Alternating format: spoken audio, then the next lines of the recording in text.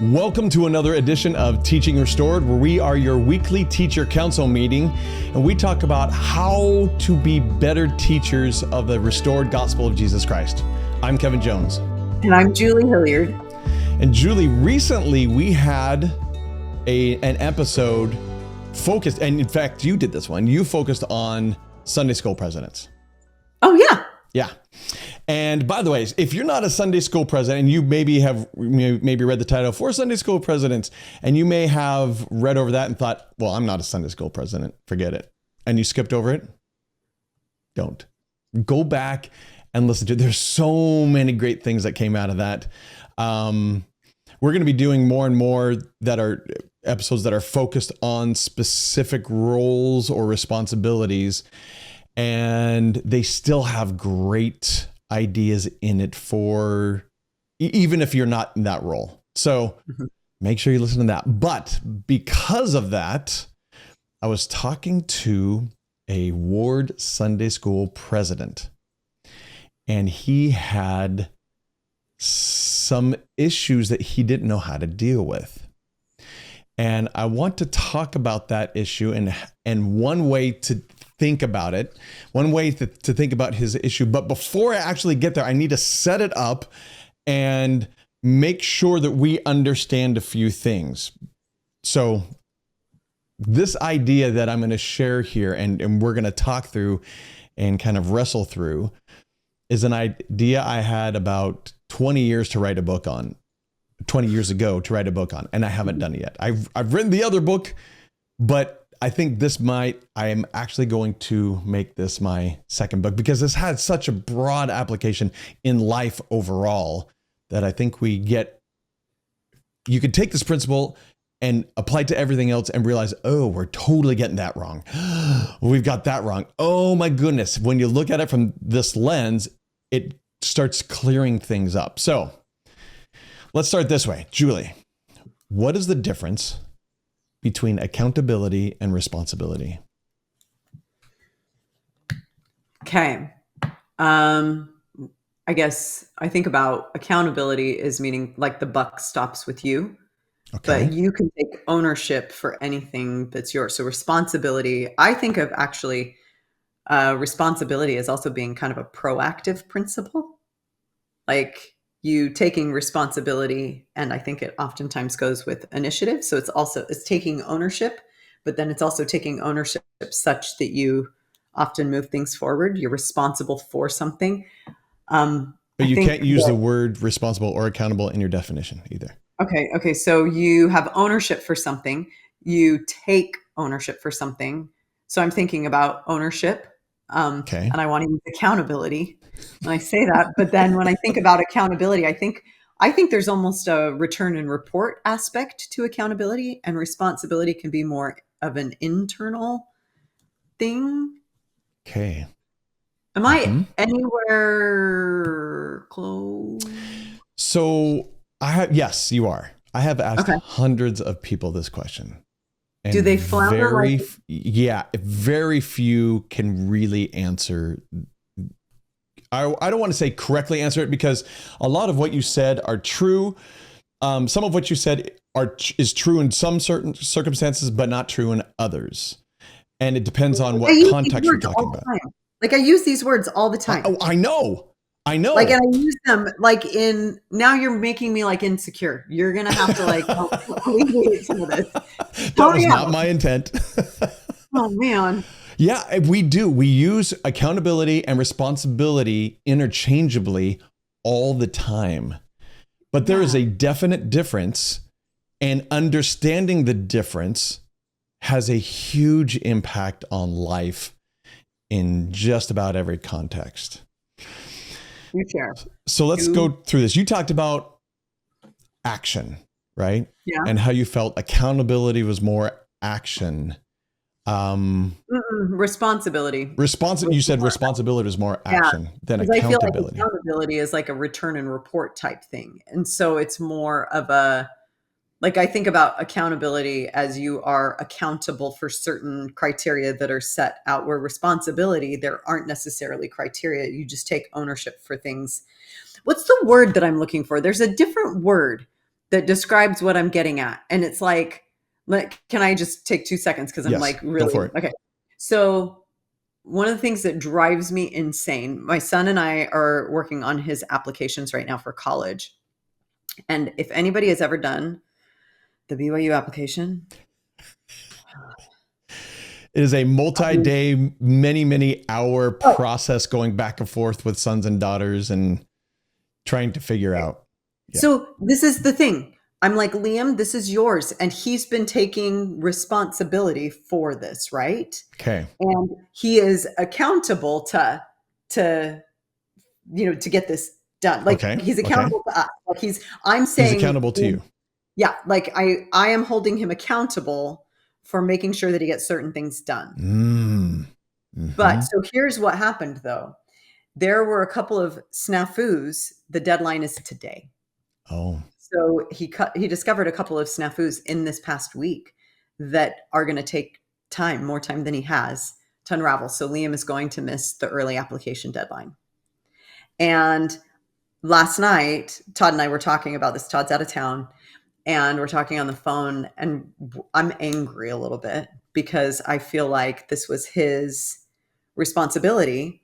And as he was reporting back to me about it, he was assuring me that everything was done. And so when it came time for this accounting, right, he was blaming. He was like, this was outside of my control. This wasn't something, he wasn't taking responsibility. So I don't know if I'm using the words correctly, but like I'm trying to kind of sort through this experience based on that. And you're laughing. So it means that I'm either doing a really bad job of using the words or that I don't know what's happening, but I am seriously frustrated about this process. And we came to a really good place, and I actually feel really great about it. So I don't want it to seem like I'm mad at my Yeah. son, but it was a conversation about Liam.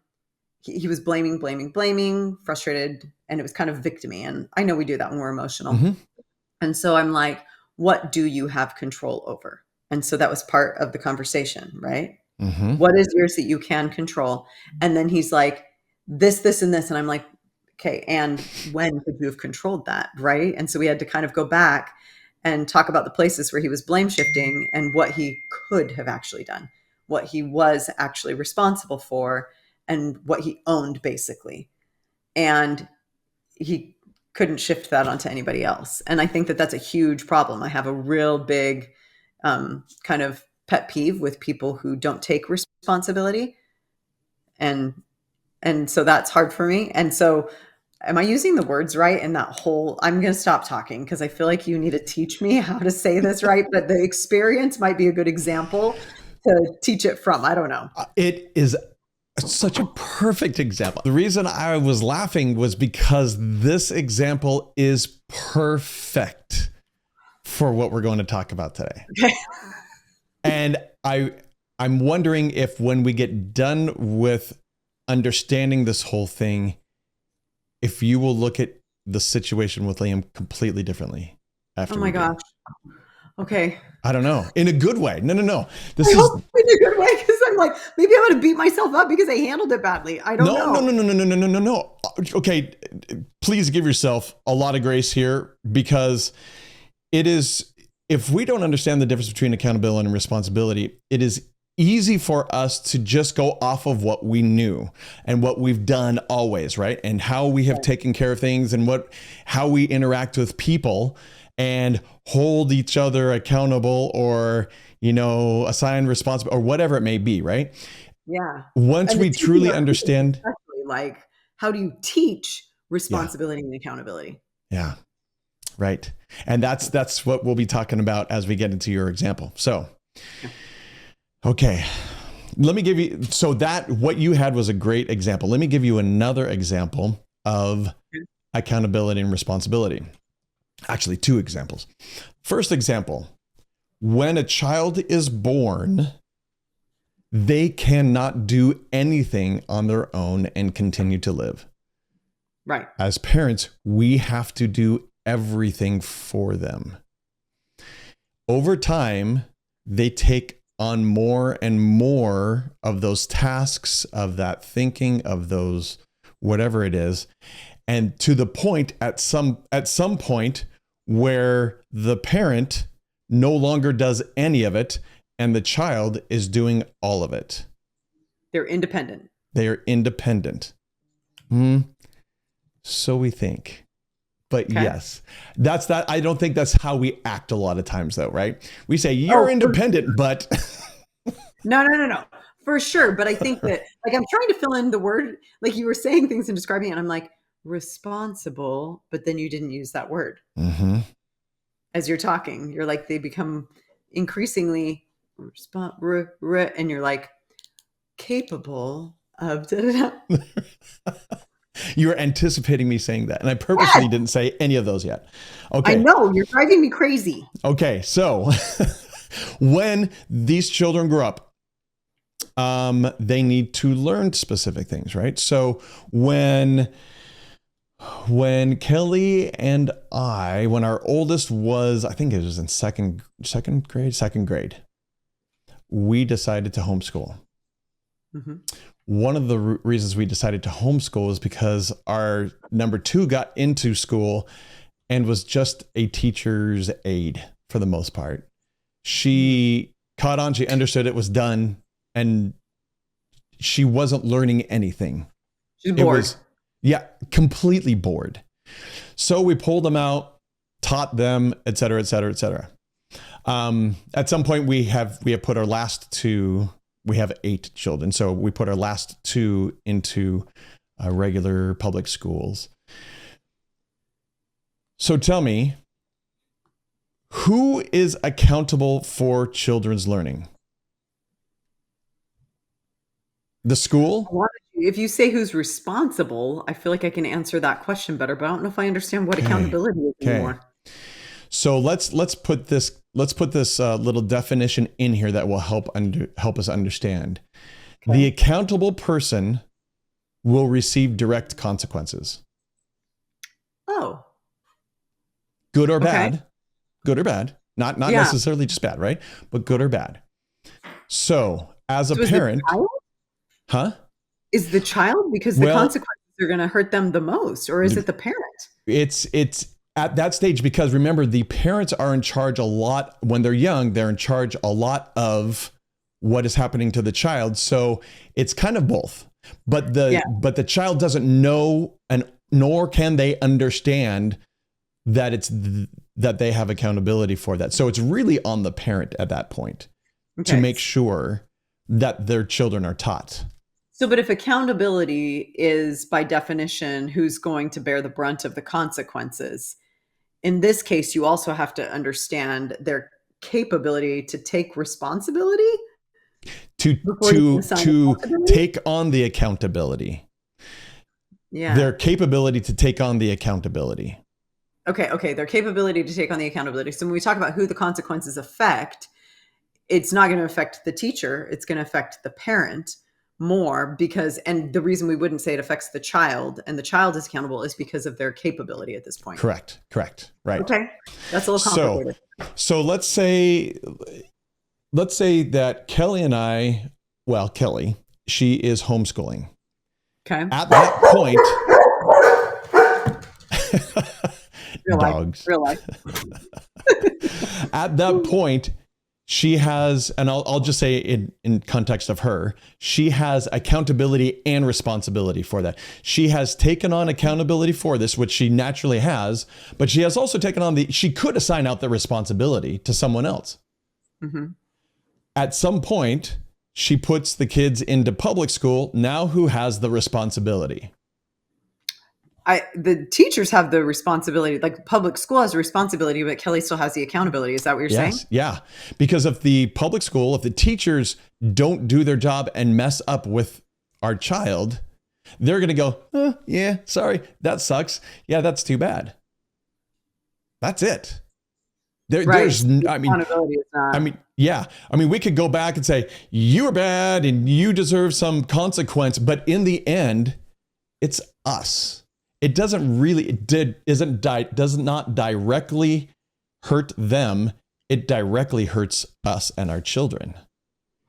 So would it be appropriate to say that the accountable person is the person with whom the buck stops. Like Kelly could still influence the responsible party because she ultimately is accountable for what's going to happen. That's my book model, like my drawings that just fell over because my dog knocked them over. You guys, That's funny. it's ridiculous. I'm so sorry. So, am I saying that right though?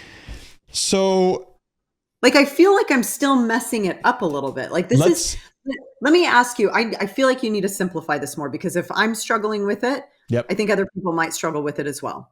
I think we need to give a definition to both. So let me make sure I understand your definition of accountability. It is the person who's going to bear the brunt of the consequences. There you go. Is that the only definition you're going to give? Who gets the direct consequences? Who ends up with the direct and is it because the buck stops with them? Like, is that an appropriate definition or I've never thought of it that way, but let's go with that. Let's go with that. Okay. So the accountable person is the person with whom the buck stops. And part of the reason for that is because they will bear the consequences. Correct. Okay. Okay. So think about the age of accountability. Okay. Okay. Right. Oh, okay. Good point. Right. So the age of accountability means, so thinking about it spiritually, that the consequences of not repenting, of not having the gift of the Holy Ghost, which you now have, you become accountable for that gift, right? Mm-hmm. And for using that gift appropriately and for keeping that gift with you. Is that kind of what we're talking about here? Yep. So at the age of accountability, which is 8, mm-hmm. the child is now accountable for their own sins. Mm-hmm. Like before that, it's the parents. Before that, it's Jesus Christ. Oh, duh.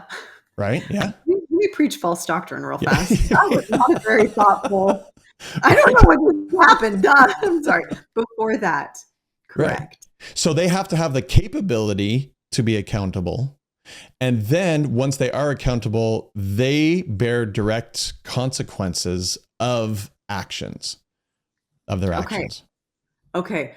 I can't wait for you to define responsibility right now. Okay. Responsibility is the ability for someone who holds accountability. Oh boy, this is going to get confusing.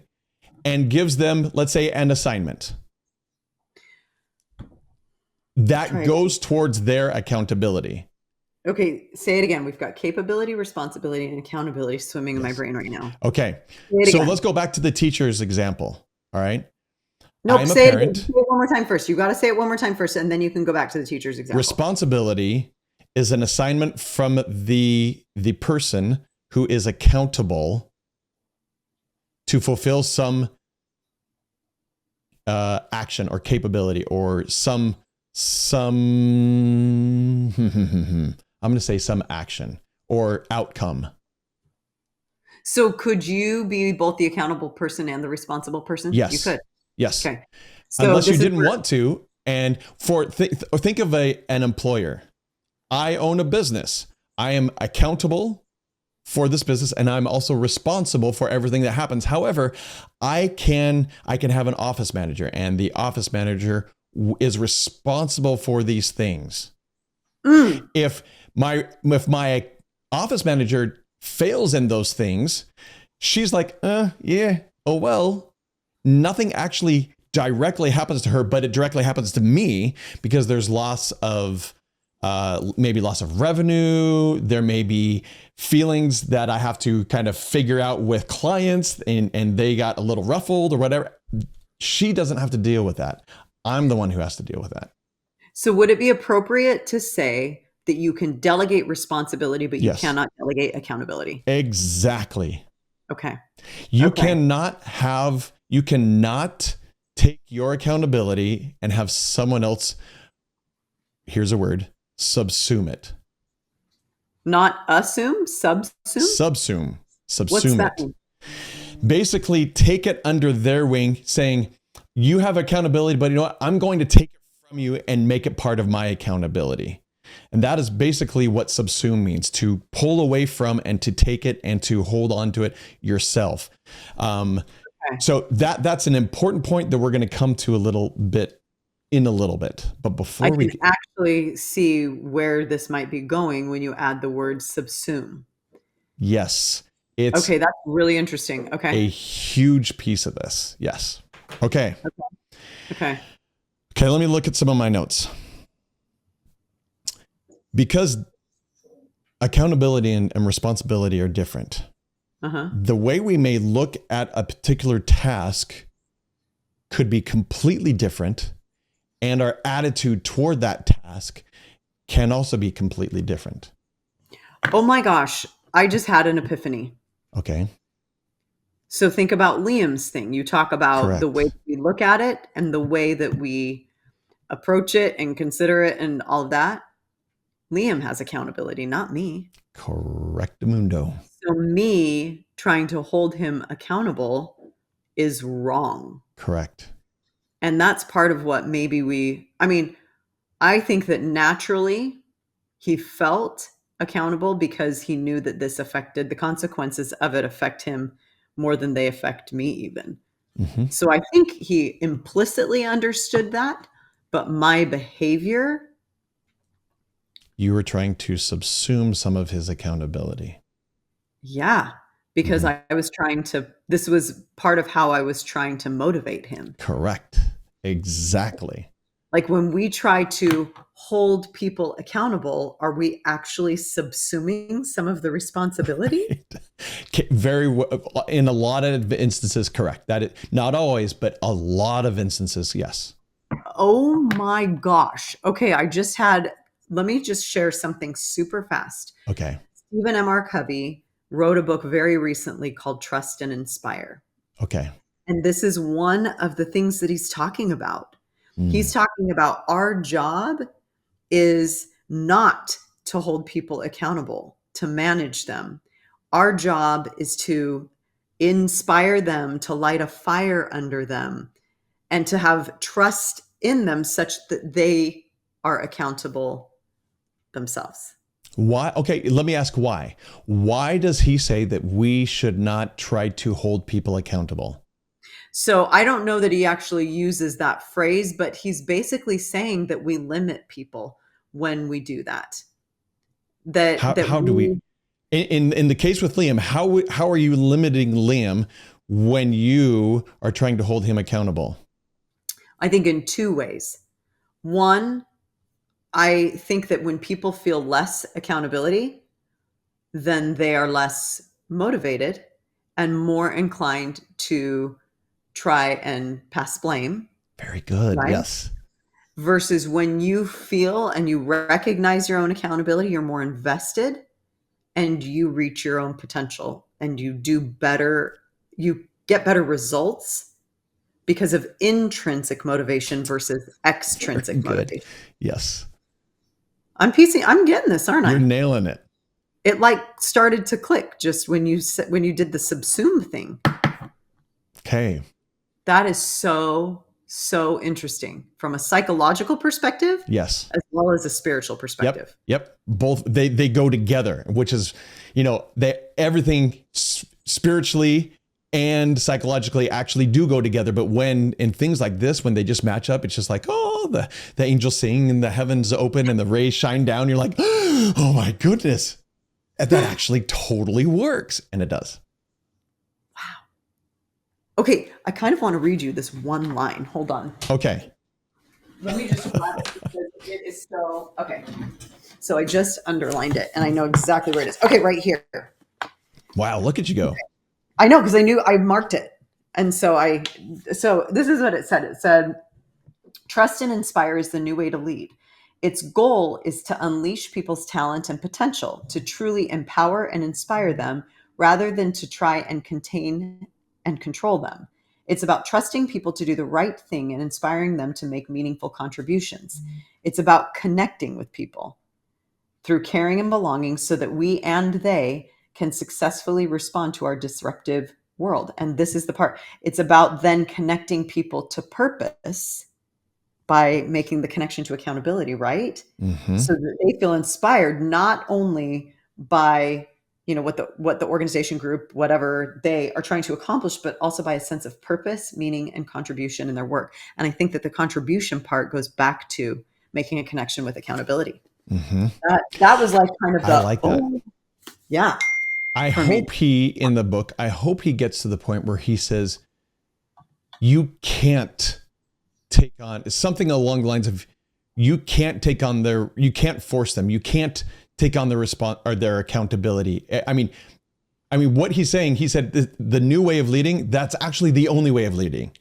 Well, and that's kind of the point adult. he makes. He's like, we've messed it up. And he's talking about how the paradigm used to be one of management and control, but now we're in a different age and we have to do it differently because it's about unleashing people's potential. And it's kind of a continuation of some of the work that his father did with Mm-hmm. the eighth habit, which is to communicate. No, that's the wrong. I almost said it. Eighth habit, to find your voice and then inspire others to find theirs. And so that's part of what he's building on. And I think that it goes back to beautifully what you're saying. Like with Liam, people will never find their own voice or feel inspired to find it if they don't feel accountable Mm-hmm. for what it is that they're working towards. That's right. So employees Mm-hmm. don't have accountability. No, they have right? responsibility. They have responsibility. But if you can make employees or children owners in a way, and like shift the paradigm so that they own things, then you're unleashing more of them because they become accountable. Right. Am I saying that right? Yes. Now, but let me go back to the employer. A lot of, because I've wrestled with this for years and tried to figure this out, but I often said, and I bet you there are people out there listening saying, well, no, I'm an employee and I'm accountable for those things. You're right. You are accountable to do those things because the consequence is you getting fired if you don't do them. Right. But you aren't accountable on the larger scale for the business overall and the actions that the consequences that would happen if you don't fulfill those actions. So that level, so there's like an overall accountability, and then you can give some responsibility, and within that they may have their own type of accountability. For example, if I'm an employee, then I am accountable to make sure that I bring home enough money so that my family can be fed. I am accountable for that. Right. But that is towards my family, accountability towards my family. That's not accountability towards the company going up the other way. Right. So there can be accountability and responsibility at the same time in two different contexts that we bleed together, that we get confused. That's a really great point. That's a really, really great point. All right. Now, scripture time. This is why you need a whole book. I know. It's really hard to explain. But you got to throw in examples, and I think people naturally understand it when these examples are thrown in.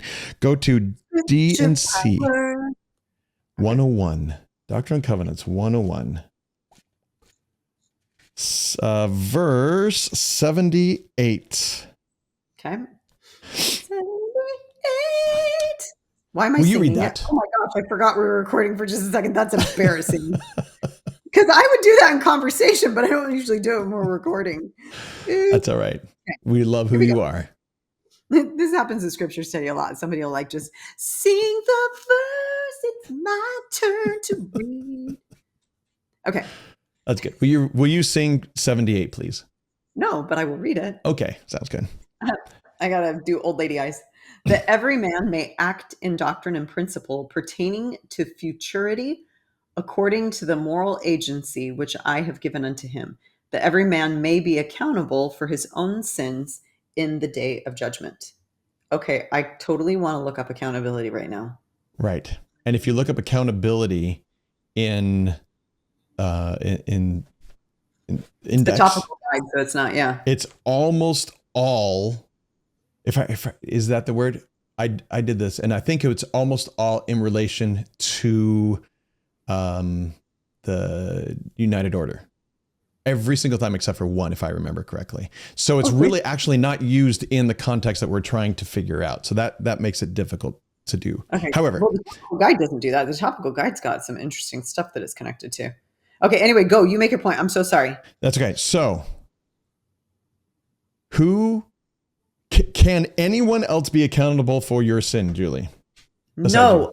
And No. by the way, in the topical guide, the things connected with accountability actually have to do with consequences. Consequences. Well, maybe I was thinking of a different word then as I looked that up. I'll have to go look at my notes again and see, because I went to a word that maybe was related to this, and I thought all of this is United Order stuff. Every single one except for one. So maybe that was a different word. Death for his own sin. Tell me now what thou hast done shall bear their iniquities. His blood will I require. Shall not. It's about consequences. Okay, sorry. Keep going. That's okay. Thank you. So we are accountable for our own, and people out there, listen, we are getting to the teaching aspect, and there's a huge correlation between the two. We just need to set those foundations. So keep going with us here. But I'm sorry. I'm a slow learner. I've made it go slow. No, you're not making it go slower than it needs to go. This is kind of the pace of trying. I mean, we're trying to learn a new concept overall and trying to plug our experiences into this and say, okay, does this fit? Does this work? And how does this work? And how would I redo this? So we are accountable for our own sins. Okay. Right? Yes. Wait. Article of Faith number 2. Yeah, we are accountable for our own sins and not for Adam's transgressions. Not for Adam's transgressions, right? Okay, can anyone else be accountable for our sins? So I am curious how we're going to define the role of the Savior in all this. Okay. Because we're accountable, but he paid a consequence. He takes the consequences of it. Right. So that we could, help me. So we are accountable for our own sins. We either suffer the consequences or we repent. Yep. And then then Christ takes on the consequences. There you go. Okay. So I'm understanding it right. We are responsible. We are responsible for our own sins. We have one of those two choices. We suffer or we repent. And that is it. We cannot blame this. We can't say, oh my goodness, it was my husband or my wife that made me do that, or Johnny. Yeah. Right. Or which is, by the way, so I mentioned this in a podcast previous about how I did a little bit of study overall in why we need a body before we go before God to be judged. Right. And I mentioned that, right? And this is one of the reasons why, is because we need to have a full recollection of everything, not only of our own guilt, but also of God's power, to realize that, God, you did not set me up to fail. 100%. This was all me that did these things. I cannot blame another person in the world or you, God, or anything. This is my choice, and I made these choices. And I either suffered for them or I repented for them. Right. That makes perfect sense. Okay. So we are accountable for those things. Yeah. I'm insecure enough to question everything right now, though, just so you know. Like, that's why when you said it, I said, I'm so insecure right now. I'm like questioning everything. So I'm like, yes, we're accountable. And then I'm all, aren't we? Are we? Wait, maybe he's taking me down a different road. What's happening? What's happening? Okay. And there may be even several layers of responsibility if we think about this. For going back to the work example, I own the company. I give the responsibility to this person to do that. They may give the responsibility to someone else to do something, a subtask of that, right? And that there may be layers on down. That's why we have, owners and CEOs and VPs and managers and then workers and et cetera. Delegation of responsibility, not delegation of accountability. You never hear that, do you? You never hear delegation of accountability, because there is no such thing. Right. It doesn't exist. That's so interesting. I've never. Okay, keep going. Okay. Blowing my mind. Okay. Go to Alma 11, if you would. Okay. Book of Mormon. Oops, I was just there. Alma 11. Yeah. That almost reminds me, Julie, of the back to school specials. You know, they just sing Oh, yeah. you know, they just sing the bills, Yep. what am I, I'm just a bill. And then they go and sing what it actually Yeah. is. And because life is a musical. It is. Yes, it is. Let's look at verse 40 and 41, shall we? I'll read here. Yes, please. And he shall come into the world, being Jesus Christ. And by the way, this is Alma talking to Zeezrom, and he just schooled Zeezrom in his logical fallacies here. And so he says, Christ shall come into the world to redeem his people, and he shall take upon him the transgressions of those who believe on his name. And these are they that shall have eternal life, and salvation cometh to none else. They have to believe on his name. And salvation will come to none else. And really, in the end, did you believe on his name? I can't give that to another one to believe on his name for me. So is believing something that you are accountable for or responsible for? That's an accountability thing. Okay. Your belief and what you believe is your will.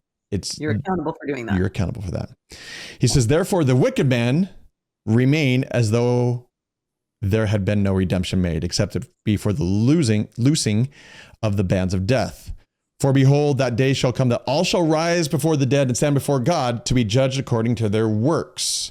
Now there's the believing and then there's the works. We're not going to get into that because they're in a way synonymous, but we'll just leave that for now. Okay. But the point is that we cannot, accountability we can't put off. Mm-hmm. And if you think about a child, at first they're not accountable for anything. Yeah. But then there's the age of accountability. And then, let's say 18, they go off on their own and they're accountable for everything.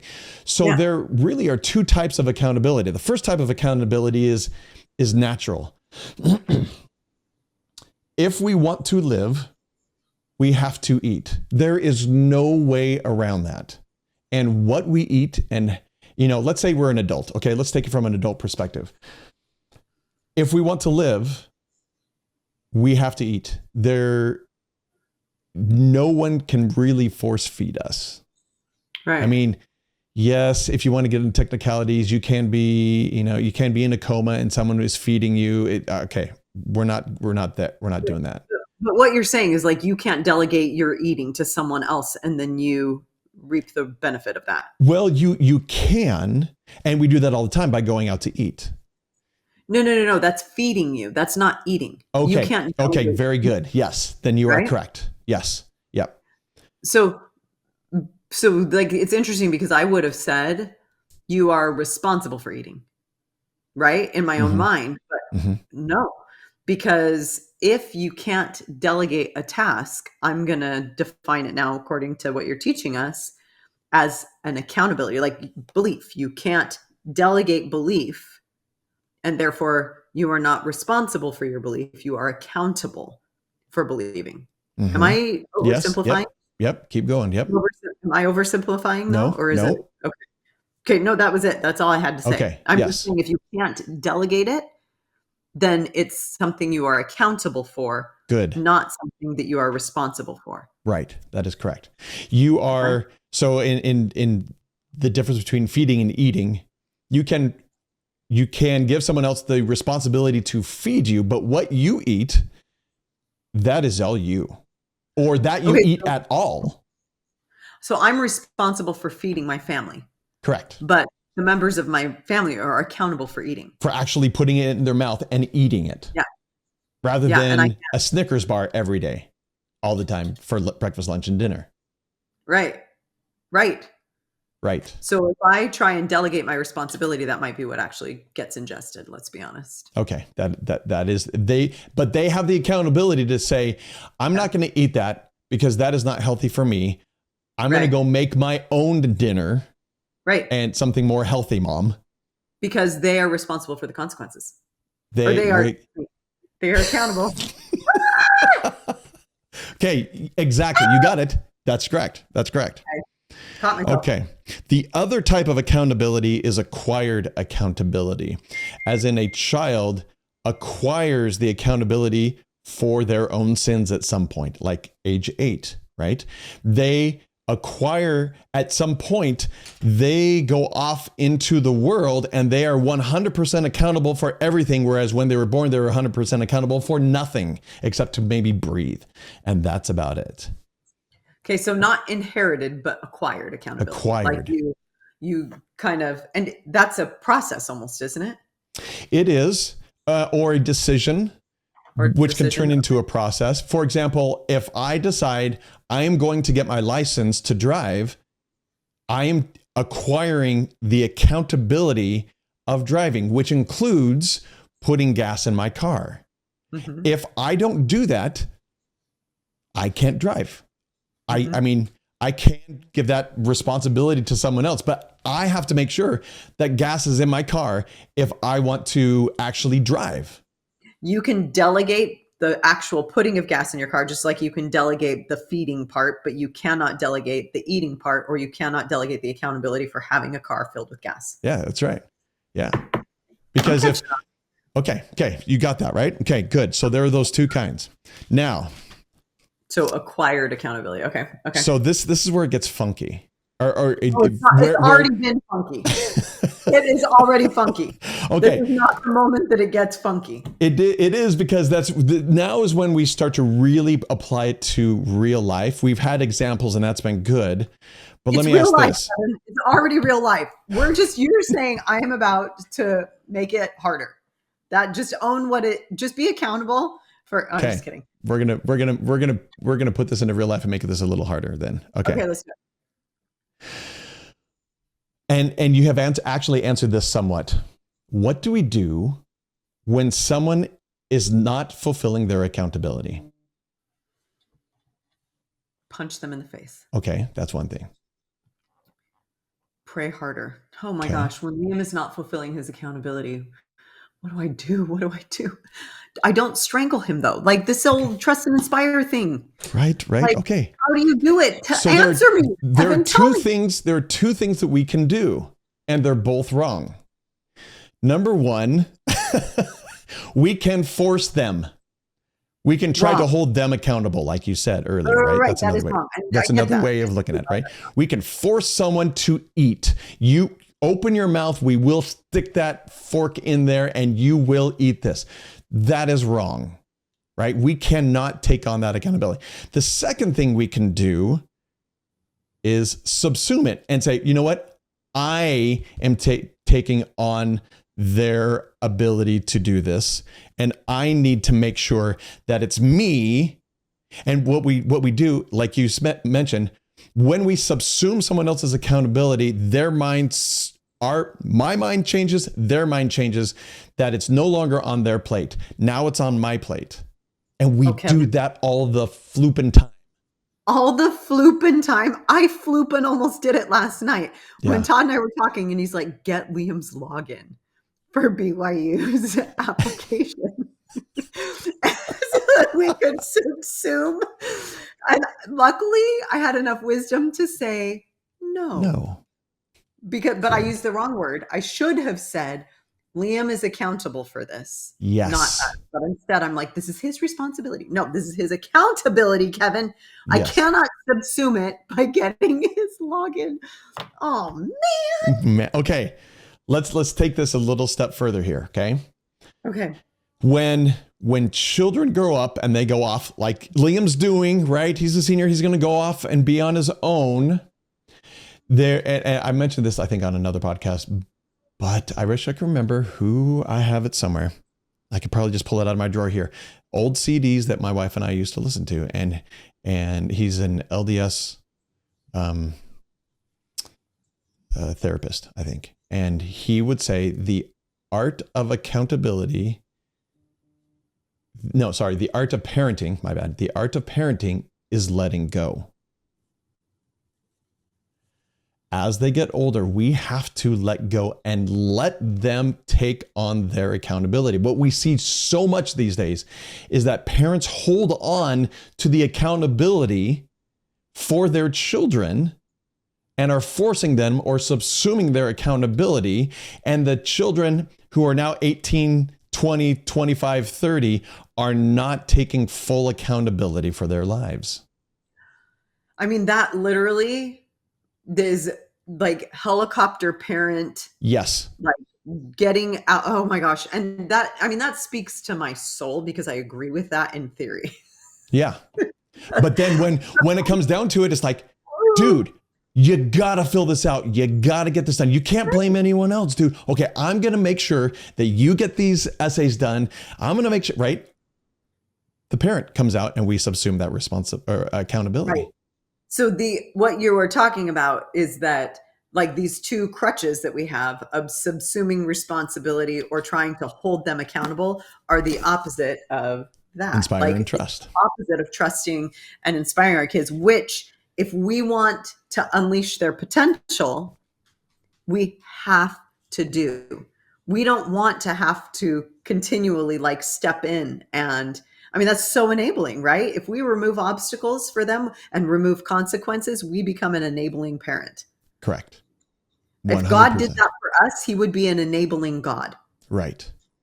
However, rather than nurturing growth. However, that doesn't mean that God doesn't step in and help us every now and then, right? At our request a lot of times because we have to ask for it. Then he says, okay, if he were to just step in all the time and say, let me take care of that for you. Let me take it.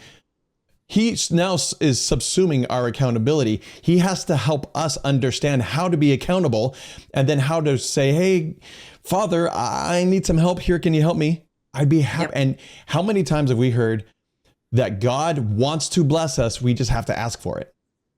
Okay, but you know what's so interesting? So I actually had a conversation with Liam about this because I was really trying to get him in his moment of desperation to turn to Heavenly Father. Like I wanted him to see that it was an opportunity for him to turn to God.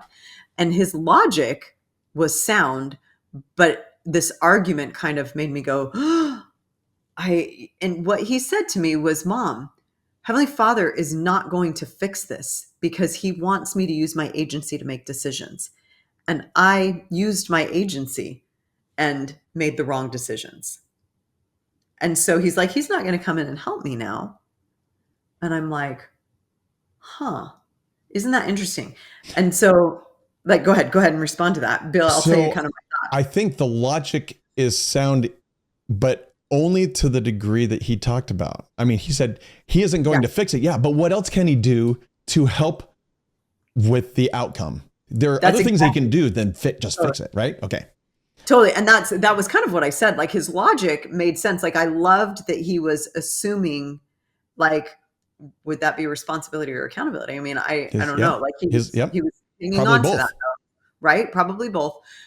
But so when we think about God being an enabler, I think of enabling as removing obstacles.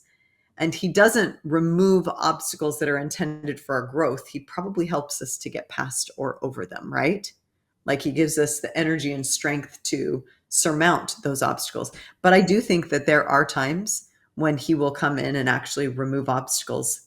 But the reason he can justify doing that without subsuming accountability is that we've turned to him. We've fulfilled our responsibility, if you will, so that he can help us continue to hold on to that accountability, to have a way, like clearing the path, I think you could use the word enable for both, meaning like he's an enabling God in that he removes obstacles. Right. But you could also use the word enable in that he is an enabling God and that he will clear the path for us sometimes when we turn to him. That's good. Would that be fair? I like that. Yeah. I like that a lot.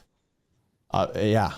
Because I was going to say, because I oftentimes I think of the word enable in the negative context rather than the positive context, right? Too. Yeah. And I think both are true, though. I think both have validity. That's good. Sorry, I didn't mean for that to get us off track at all, but it really did kind of. No, that actually, that helps because when we think about someone enabling in the negative context, someone else, I think, and I need to think through this more, but I think what they're really doing is taking on or forcing the accountability in the negative context. And that's what enabling is. Yeah. Yeah. I need to think about that more, but I think so. But I don't know. I was thinking about it more as accountability. Like, excuse me, that enabling is actually trying to subsume accountability. Okay. Because or forcing doing it for them. Yeah, because you're doing it for them. I don't know. Okay, anyway, sorry. Good stuff. Okay, Yeah. Now what does this have to do with teaching? Everything. And here's why. When the Ward Sunday School president, when we were talking, here's what he said. He said that he has a Sunday school teacher, gospel doctrine teacher, who said, I want to make sure our ward members know the scriptures inside and out. Oh, I think I see where you're going. And so what does he do? He crams them full of his wisdom and his information. So he is trying to subsume accountability. Their accountability for learning. Instead of inspiring them to hold on to their own accountability. That's it. Yeah. So what is our role as teachers then? Our role as teachers is to inspire people to be accountable for their own learning. You got it. Because we cannot force them to learn, period. Yeah. So how would you approach teaching differently? Exactly. If you look with that paradigm. Exactly. Kevin, it's so interesting. It's so interesting because I think about how often I have felt responsible. I'm using the word carefully, but it's the right word for teaching the best lesson and doing all of this because I also felt accountable for their learning. Right. Versus teaching and trying to give them the best lesson possible to inspire them to take more accountability for their own learning. Right. Let's think of it. I would plan differently I plan differently with that paradigm. And I think that I, without putting the words to it, have evolved to that space sometimes. Good. Yeah. And understood that. I'm sure. I think a lot of people are probably doing that better than they think they are. Mm-hmm. But I think oftentimes for all of us, there's a temptation to subsume accountability. Mm-hmm. And so bringing it into our consciousness and being aware of it will help us do a better job of not subsuming responsibility for that and really intentionally inspiring them to be more accountable. Good. Subsuming accountability. Yes, assuming their own accountability. Yes. So let's look at this from the learner's perspective. That means that the learner cannot blame the teacher for not learning. And how often do we sit in a class and criticize and complain and blame the teacher for a dumb lesson? I didn't get anything out of that. Right. It doesn't matter. In that moment, the learner has given the responsibility for teaching to that teacher to allow them to learn. But if that doesn't work for them, then that's up to the learner, not up to the teacher. Yeah, who's the consequence going to hurt? Who is the Exactly. consequence going to affect? It's going to affect the individual learner. The teacher's going to walk away and go, that was an awesome lesson. That was so good. And the learner's going to walk away saying, I didn't learn anything. Well, then, okay. And that may not be a bad thing, right? You may have sat in the class. You may not have learned anything, but that doesn't change the fact that the learner still needs to take accountability for their own learning. And maybe learn in a different way then, or maybe next time, maybe next Sunday when they go to church. It doesn't matter. It's still on the learner. Mm-hmm. Yes. Now let's flip that over to the teacher. Mm-hmm. And I love this. Because what this tells us, if we look at it from this perspective, is that we can do our best. We can absolutely fail in teaching, or at least feel we failed in teaching, but we tried. That's all that we're expected to do. Right, because learning can still happen. Learning can still happen. And again, they just asked you to be responsible for teaching them for their learning for that hour, right? Okay, if nothing else, God's grace can say, okay, let me help you here, or let me do this, or you know what? I know you didn't word it well, but I'm going to hit the Spirit. The Spirit's going to go over there and touch that person and make sure that they understood exactly what you meant to say and clear everything up for you. So I don't care if someone just got baptized. They can teach an incredible lesson, even though they may think, I don't know anything. It doesn't matter if you know everything. It doesn't matter. That has nothing to do with this. They are at that point giving you responsibility to help them learn. You're going to do your best. But if they don't, that's their thing. That's the learner's thing, not yours. So give yourself some grace.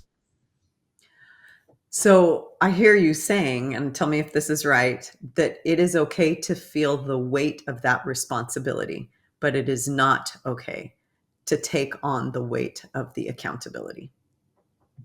Picture perfect. Yes.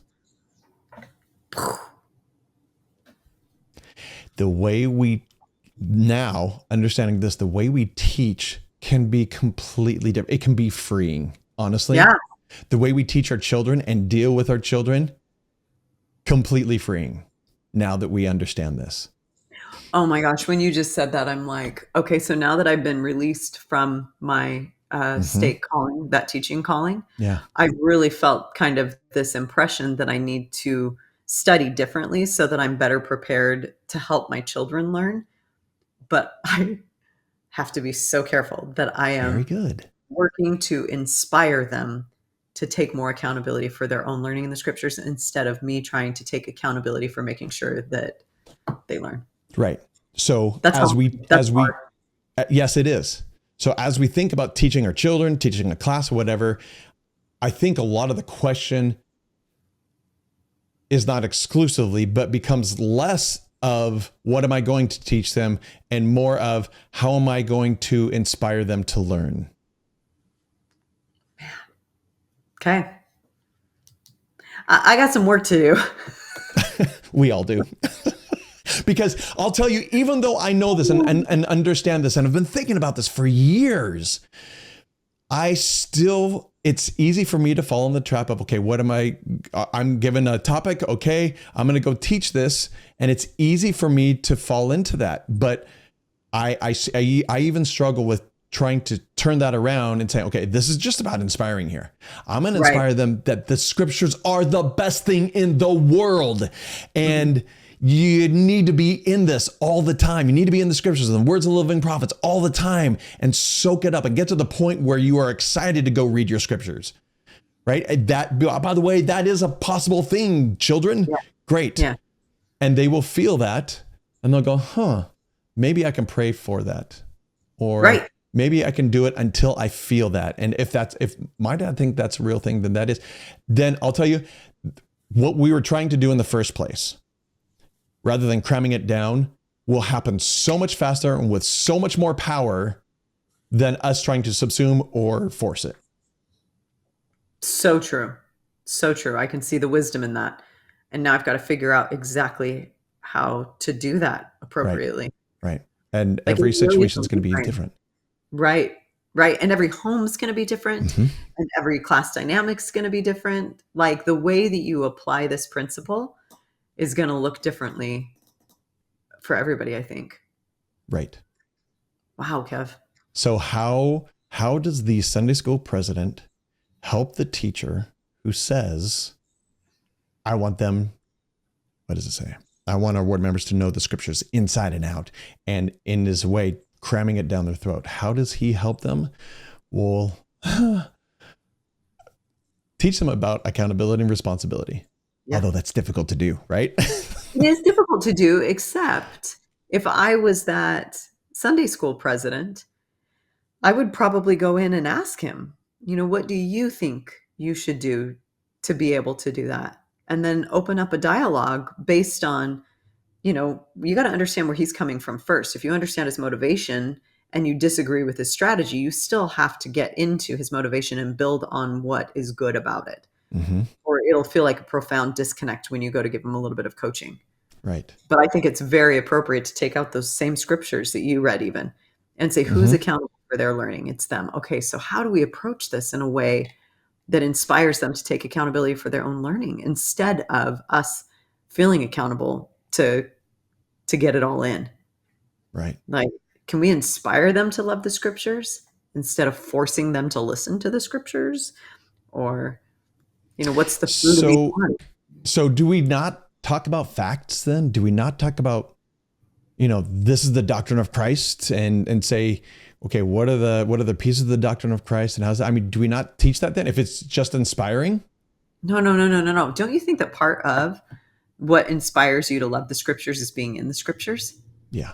Like, part of it is that you teach it, you help it all, fitly frame whatever the word is together. Like, making those connections is inspiring in and of itself. I just Mm-hmm. think that you do it from a perspective of, and like, this comes across in how you do it, even of asking questions more than you being the person to make all the points, getting them to think about Yes. application versus just disseminating information. All of those strategies, and we've talked about a lot of them in class before, or on this podcast before. All of those strategies really are, without putting words to it before, ways that you can help inspire people to take more accountability for their own learning versus just cramming it down their throats. Because we know Yeah. that strategy doesn't work. People are incapable of hearing Yeah. when you start to cram. Mm-hmm. They actually put up walls. That psychologically, that is what happens when it starts Yeah. cramming. It's like too much. That's not where my headspace is. I gotta block it out. Overstep. Yeah. Yep. Yep. I remember we had a missionary, like a preach my gospel class for the older youth in our house one time, and we were talking, and I pulled out the scriptures, and we were talking about a particular verse, and we were trying to talk about a particular principle, I think it was. So we were going through it, but I went into like one or two verses and I just dove into it, and I would ask them questions. They're like, whoa, I never, well, no. We got to the end, and 15 minutes later, we had only covered one or two verses, and that was it. And someone said, I had no idea there's that much in two verses. That, to me, that was the ultimate compliment, because I thought, awesome. Now you know that we have all these verses in the scriptures and they're just the same, and it feels good, and don't you want to go learn all about that now? Yeah. Okay, good. So Keep it up. I'm hearing you say that one of the strategies is maybe to be less motivated by covering more and more motivated to sometimes, because I've experienced that exact same thing with Liam, where he has said, that mom, that's how I want to study the scriptures. And it's hard to make that happen every time, where you just take a verse and you dissect it and you really, really get into it. But he's like, wow, that's how I want to learn. That's how I want to study. And so I definitely agree with you. And I think that sometimes we get focused on trying to cover more. And so we don't necessarily consider that depth might be not, and it's not you going deep, it's you going on a journey together to understand things on a different level. Right. I think the curriculum is there to say, here are the things you could cover. Not that you need to cover it all. Exactly. Right. Take one piece of that and go deep in it. Inspire them that they can feel the Spirit as intently as they did in your class, that they can do that on their own, that they can learn so much from the scriptures that they had that has been hidden from them this whole time, and they can go discover it themselves. And it can improve their life because they are the ones who discovered it, and it sunk deep into their heart. That's so awesome. That is so awesome. So let me take a look at some of my notes here. Let's go to 2 Nephi 4:15. Okay. We've been going for a bit, so we're going to have to wrap up here, but I'll end with 2 Nephi 4:15. Love it. Okay. Okay. Are you there? Yep. Will you read that, please? And upon these I write the things of my soul, and many of the scriptures which are engraven upon the plates of brass. For my soul delighteth in the scriptures, and my heart pondereth them, and writeth them for the learning and the profit of my children. For the learning and the profit of my children. so that his children will be motivated to learn, not so that I can, he doesn't say, write to them so that I can teach them to my children and cram it down their throats, right? So that I can make sure they learn this. No, so that when they feel inspired, they know who to turn to. And he even says that later on, right? Who to turn to so that they can go and learn this. And it's here and they know it's available. And I think that's, honest, now that I think about it, that's one of the things we as teachers need to do, is we need to show them what's possible and show them that this is available. This is available in all of the scriptures. We can learn this much in all of it. If we really want them to understand it inside it, are we arrogant enough to think that teaching the youth, teaching children at church, or teaching adults 2 times a week for 45 minutes each will really have a major impact on their life every single time? Right. Wouldn't it be nice? Right. Because we're forcing that change, right? No, Right. no, we can't do that. What we can do, though, is inspire and help them make sure that they understand it is their accountability to learn. Yeah. And treat them in that way as well. Yes.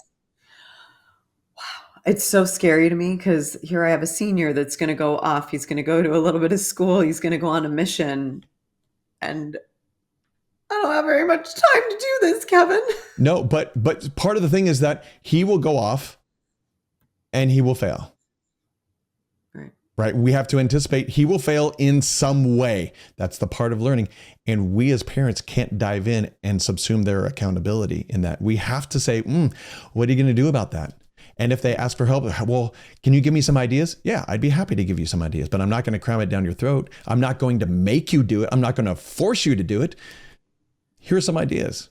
It's your choice, because you are accountable for you now. My gosh. It's so hard, isn't it? It's so hard. Okay. Well, that's enough for today, I think. Yeah, it's enough. Are you kidding? I can't do much more of this, Kev. My head's exploding. I'm done. The rest of the day, I'm done. Yep. That's it. I need a nap. Okay. So I hope this just didn't confuddle. Is that a word? Confuddle everyone's brains too much. You're making stuff up. Yeah. I like to make things up. But I hope it didn't confuse you so much, but that you actually were able to get something out of this, to understand the difference between accountability and responsibility, and our role with both accountability and responsibility at different times in different contexts, and the importance of making sure that people understand their accountability and how we can help with that. So, I mean, now, again, like you said, a whole book on this would be, there's enough here for a book easily, right? And then you take this into politics, you take this into cultural matters of a community, you take this into law, you take this into, oh my goodness, and then my brain really explodes. I'm not there yet. I'm a new student of this concept. So don't overwhelm me. Okay. Thank you, everyone, for listening. If you would share this with someone who needs to underlearn accountability and responsibility. We all do. Did you just say you need to underlearn? No. That's No. what you said. Did I? Maybe. Yeah, you said who needs to understand. Underlearn. Okay, underlearn. Well, you know what? I'm going to make that a new word, and I'll come out with a definition in the next episode of what underlearn means. All right? Do it. Cool. Take care, everyone. Thank you. Bye. Bye.